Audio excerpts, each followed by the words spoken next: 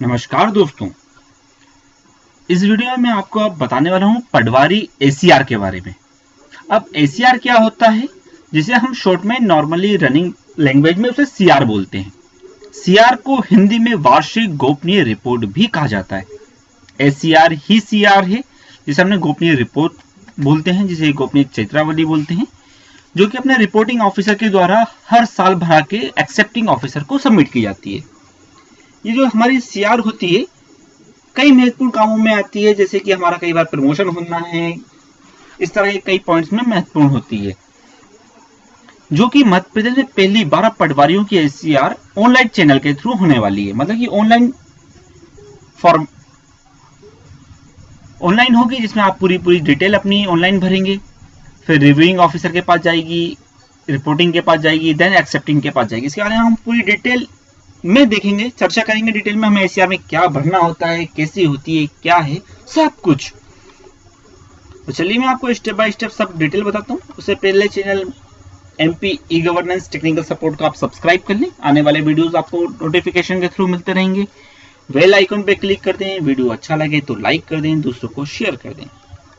अब चालू करता हूँ कि मैं एसीआर क्या होती है। एसीआर का फुल फॉर्म होता है एनुअल कॉन्फिडेंशियल रिपोर्ट, मतलब वार्षिक गोपनीय रिपोर्ट,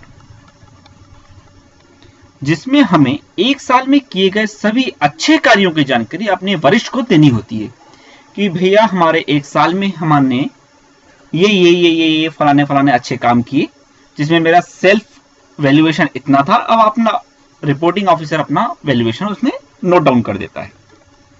ये जानकारी बहुत ज्यादा डिटेल में नहीं होती कि हम एक कहानी के तौर पर लिखें, बहुत ज्यादा डिटेल में नहीं होती, ये बिंदुवार होती है, जिसमें हमें बहुत ही शॉर्ट में बताना होता है कि बीते वर्ष में आपके द्वारा क्या क्या कार्य किए गए, लास्ट ईयर आपने क्या क्या कार्य किए गए थे।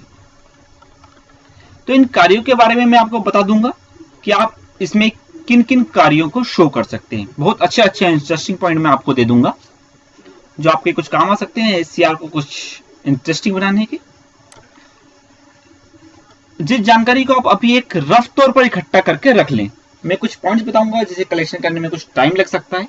जब ये एसीआर का मॉड्यूल एकदम रेडी हो जाएगा ऑनलाइन फीडिंग करने के लिए, तो हो सकता है आपको मुश्किल से 5 दिन 7 दिन का टाइम मिले सीएलआर ऑफिस से कि आप इसे फटाफट फीडिंग करें। तो उस समय हमें बहुत टिपिकल होता है कि हम उन पॉइंट्स को इकट्ठा करें या रफली नोट करें, या हम अपनी सीआर में क्या क्या बहुत अच्छे पॉइंट्स लिख दें।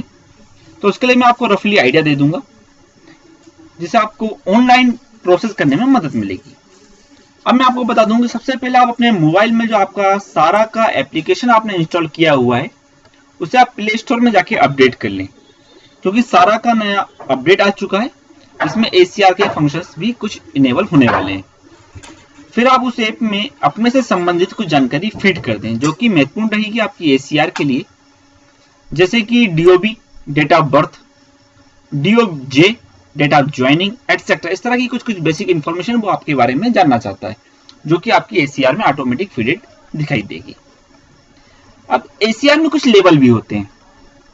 एसीआर में एक आप स्वयं होते हैं जो एसीआर फीड करता है। इसके बाद सेकंड होता है रिपोर्टिंग ऑफिसर। आप किसके रिपोर्टिंग में अंडर में काम करते हैं। फर्स्ट होता है वो tehsildar. Tehsildar is your reporting officer. Reporting officer के बाद आता है रिव्यूइंग ऑफिसर। रिव्यूइंग मतलब कि कौन आपकी साल भर के किए गए कार्य को रिव्यू करेगा, on report of reporting officer, जो कि आपके एसडीएम हो सकते हैं, एएसएलआर हो सकते हैं या एसएलआर हो सकते हैं। इसका अभी सीएलआर ऑफिस से क्लियर नहीं किया कि रिपोर्टिंग ऑफिस से तहसीलदार होना है। रिव्यूइंग में वो किसे मानेंगे, एसडीएम, एसएलआर या एसएलआर को। एक्सेप्टिंग ऑफिसर में आपके एसएलआर या कलेक्टर हो सकते हैं। इस तरह का ये 3 लेवल बने हुए हैं।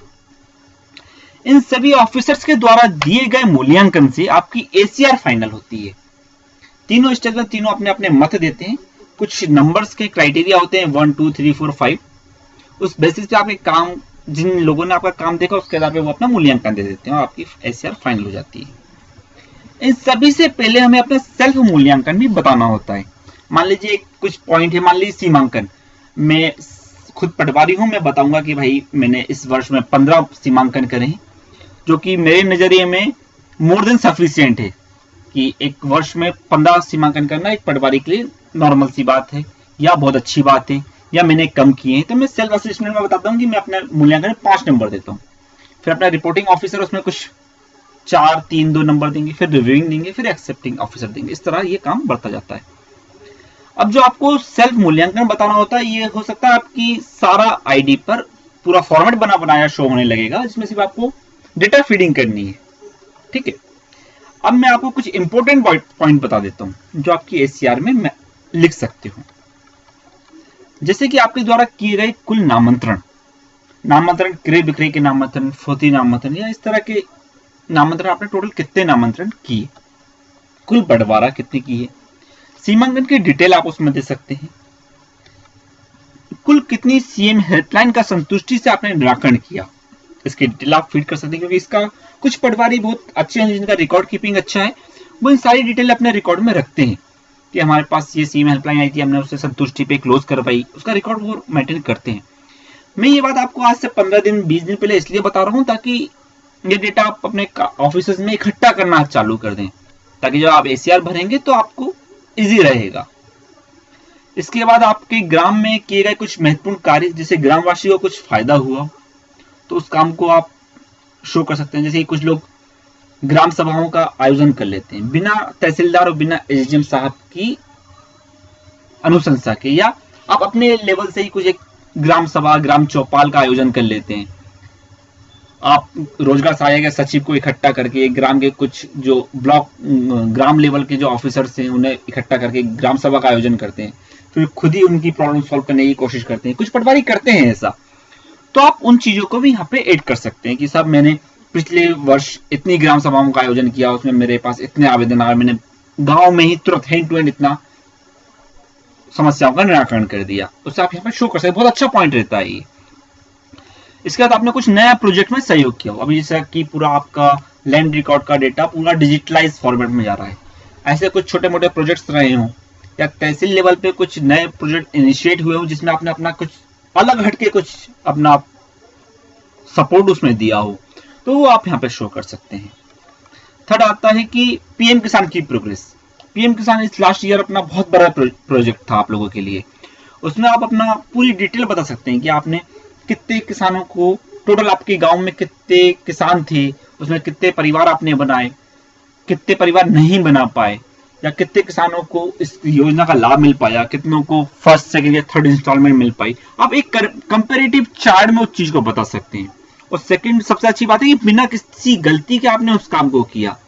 लास्ट ईयर हमने देखा कि कई लोगों के डेटा में बड़ा मिसमैच आया, जैसे कि बैंक खाते, आईएफएससी में बहुत बड़ी गलतियां हुई, छोटी मोटी गलतियां 1-2 डिजिट की, पर एक्चुअली जो किसान था उसके लिए बहुत बड़ी गलती थी, पैसा ही किसी और के खाते में चले गया।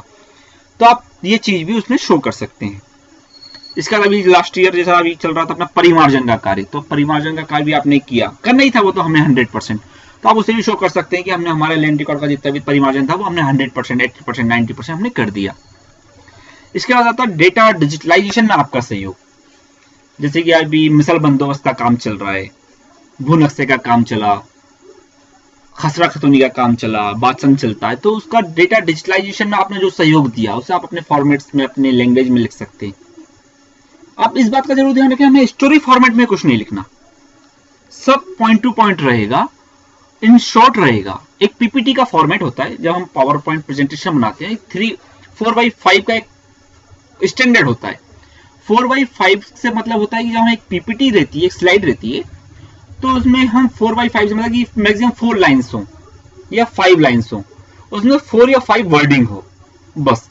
आपने कई पीपीटी देखी उसमें एक डिटेल लिख देते हैं, पूरी हिस्ट्री टाइप के लिख देते हैं, उसमें कौन पढ़ने बैठा है।